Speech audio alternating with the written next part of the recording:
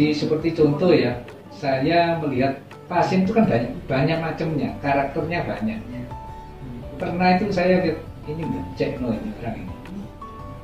Tapi waktu terapi mau tak kasih separuh ya tidak bisa, ini terus ini belum habis. Saya sudah ditegur sama energinya, ini belum habisin. Jadi nggak bisa nipu. Makanya saya mempelajari ini sangat luar biasa. Makanya saya tekunin, kemudian saya tularin ke semua orang. Biar paling tidak lah minimum Semalang Raya ini bisa mendapatkan ilmu ini untuk digunakan sebagaimana mestinya. Maka kita akan menjadi negara yang luar biasa ya. Kalau teman saya bilang itu, kalau Jepang sudah 4.0, kita bisa 6.0 karena kita punya spiritual.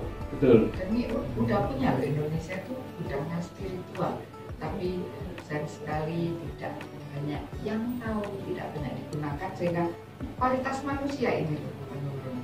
Kalau dulu kita punya sekolah tinggi agama Buddha di zaman tahun 1500-an, 1400 itu terbesar di dunia. Sekarang bukan saya mengatakan bahwa dari sekolah tinggi agama Buddha ada spiritualis, bukan, tapi kualitas manusia ini menurun tanpa disadari. Kualitas manusia yang menurun tentu akan membuat manusia tadi itu lebih gampang melakukan moling di masa depan. Apa betul begitu? Ya, otomatis kalau mereka quality batinnya itu menurun, itu berarti pikirannya itu masih diliputi oleh kekotoran batin. Makanya itu siapapun juga yang quality batinnya itu sudah mantap, kokoh, banyak meditasinya, jadi tanpa disadarin, ketenangan itu tidak membawa pikiran-pikiran yang negatif itu akan menguasai lagi. Karena dia sudah kuat di dalam ketenangan itu sendiri. Maka dengan demikian inilah yang dikatakan, siapapun juga, agamawan manapun juga, kalau dia masih ada keserakahan, kebencian, dan kebodohannya ini kuat, mau itu bisa dilacak. Sekalipun agamawan. Ya, makanya itu jadi keserakahan, kebencian, dan kebodohan ini harus dilemahkan, harus ditaklukkan dengan sungguh-sungguh supaya kita ini tidak sampai melanggar apapun juga. Karena pelanggaran-pelanggaran itu menyebabkan kita sendiri yang menderita, orang lain juga menderita. Bukankah semua agamawan itu tujuannya bagaimana kita bahagia, orang lain juga bahagia? Disinilah yang dikatakan tidak ada satupun ajaran yang selengkap Sang Buddha punya ajaran. Karena Sang Buddha itu memahami teknologi cara berpikir yang super dahsyat, sehingga dengan demikian kedahsyatan itulah karena dia sudah mencapai puncak yang tertinggi. Jadi yang diajarkan step by step itu ada semua dengan lengkap. Maka dari itu Sang Buddha tidak pernah mengajarkan dengan untuk percaya. Kalau kita mengajar percaya, sesungguhnya yang bicara itu nggak tahu. Umat yang dengarkan juga tidak tahu kebenarannya, jadi harus percaya. Tetapi ini semua bisa dibuktikan, disaksikan, dan direalisasi masing-masing dalam individu masing-masing. Maka dari itu yang dikatakan bahwa sesungguhnya teknik-teknik yang diajarkan Sang Buddha itu, kita harus mengolah pikiran kita, bagaimana kita bisa mengurangi kekotoran-kekotoran batin kita. Kalau kita mampu mengurangi 30%, berarti kebahagiaan kita naik 30%. Mengurangi 40%, kebahagiaan kita naik 40%. Disitulah yang dikatakan mampu menaklukkan, melenyapkan, mengurangi semua 100% total, kebahagiaan kita pun naik 100% dengan sempurna. Di sana yang dikatakan kita hanya belajar seperti ini dengan tepat dan benar, cukup mengurangi penderitaan kita supaya kebahagiaan kita bertambah bersama. Disitulah yang inti terpentingnya. Jadi di situ yang benar. Jadi ternyata seorang agamawan pun bisa melanggar mau ini. Ya kalau kita lihat sekarang kan banyak yang melanggar. Kayak kerasa gitu. Nah, terlihat di WA itu banyak itu ya yang kita terima dari sini dari sana. Jadi begitulah kita terima itu, ya wajar lah. Selama manusia masih ada kekotoran batin, itu bisa dilacak semua. Dan kalau menurut saya nih Bante, kekotoran batin itu kan ketidakmengertian bahwa molimo ini perlu kan itu akan berakibat pada kebodohan yang lain. Kebodohan yang lain, termasuk intelektual, kebodohan apa itu bisa juga menjadi kebodohan, akhirnya betul-betul bodoh. Kan padahal hanya kebodohan batin yang misalnya tidak mengerti molimo inoten, kurang melanggar Tuhan cari batin kan termasuk sebenarnya kebodohan batin. Sesungguhnya kalau kita perhatikan, mereka mendapatkan program yang agak salah ya. Karena kesalahan itulah yang menyebabkan mereka merasa itu no problem. Karena ada caranya untuk nebus dosanya di mana. Nah ini caranya untuk menebus dosa yang dipercaya sehingga mereka melanggar itu gampang aku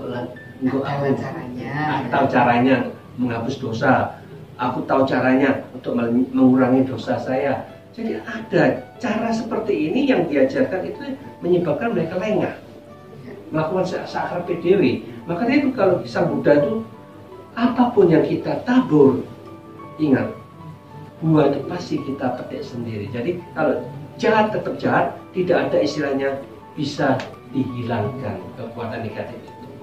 Tidak akan ada. Jadi kalau memang harus kembali, harus namanya buah ya, tanaman kita sendiri pasti harus dirasakan. Ibarat segenggam garam dosa. Ya seperti itulah. Segenggam garam dosa dimasukkan ke gelas air, air menjadi keruh dan tidak bisa diminum. Baik, setelah ini kita ceritakan lagi tentang segenggam garam dosa. Tetap hidup.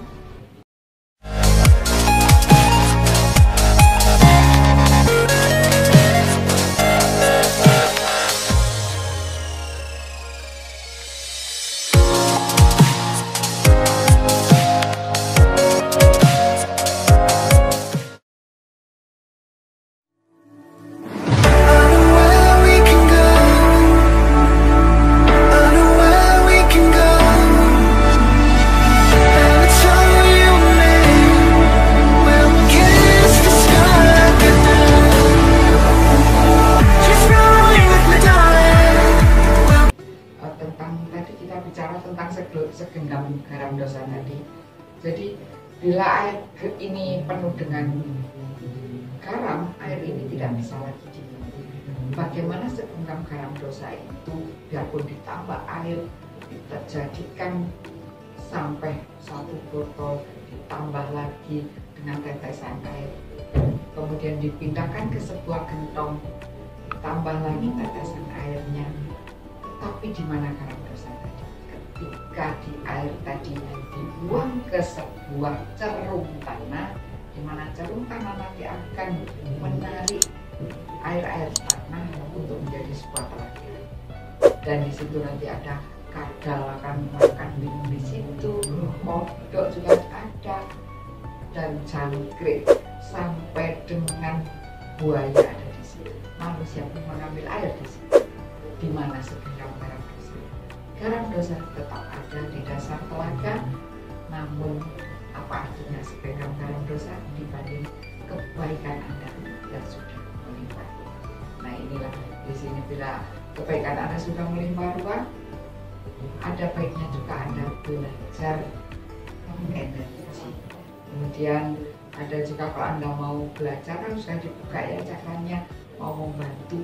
Sebenarnya orang yang membantu Pak Agus untuk mengirim energi itu tidak akan kehabisan sampai Pak Agus.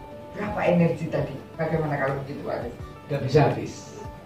Karena kita semakin kita banyak menerapi orang, semakin diri kita semakin sehat. Jadi satu hari saya bisa terapi jam 2 sampai jam 5 itu antara 26 orang sampai 52 orang. Sendirian. Ya operasi malah ya. Sudah habis pisau bedah berapa, Anda kata operasi, habis obat berapa, tempatnya sudah kotor sekali, tapi dengan energi luar biasa. Sangat simpel. Ada tambahan sedikit penting.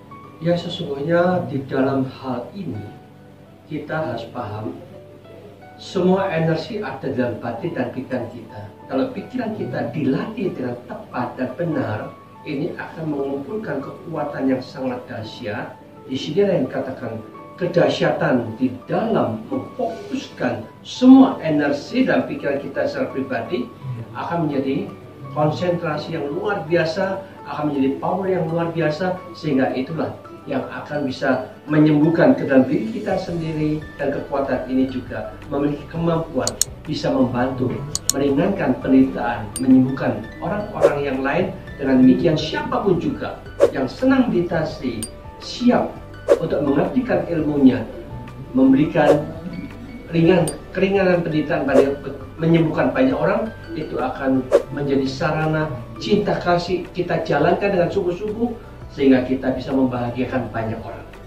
Jadi tidak perlu ragu-ragu ya Bante, bahwa kan ada orang tuh nggak pede gitu Pak Agus ya. Itu saya nggak punya energi, saya nggak mungkin. Itu bagaimana Pak? Kalau ada orang yang bilang begitu? Sebetulnya itu karena dirinya sendiri yang kurang percaya dengan dirinya. Karena tidak mengerti. Betul. Ya? Sebetulnya tidak ada yang nggak bisa menerapi, itu tidak bisa. Mentransfer energi itu tidak ada yang nggak bisa. Setelah dibuka cakra pasti bisa. Pasti bisa. Saya pernah melihat itu kok begini ya.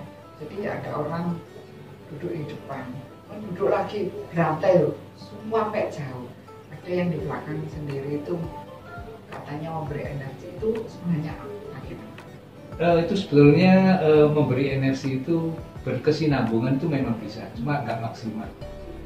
Tidak maksimal. Mending kayak hall ini 1000 orang, jangankan 5.000 orang atau 2.000 orang itu bisa. Boleh satu orang? Satu orang. Oh, saya ngerti. Mungkin kalau terlalu banyak ini tidak maksimal karena ada orang punya energi lain ya Pak? Bukan, karena satu sama lain itu kan jadi satu fokus, satu titik begini. Ini yang paling ujung itu nggak merata energinya. Jadi yang dekat dengan terapinya ini yang paling banyak mendapatkan. Tapi kalau whole begini, begitu yang terapisnya jalan begini, sudah jalan semua energinya itu diterima. Makanya kalau kita mau terapi ke pemirsa, itu kita bertiga langsung begini aja, itu langsung ke seluruh pemirsa, itu merata. Kalau seperti sepur-sepuran itu nggak bisa. Itu malah salah ya? Salah.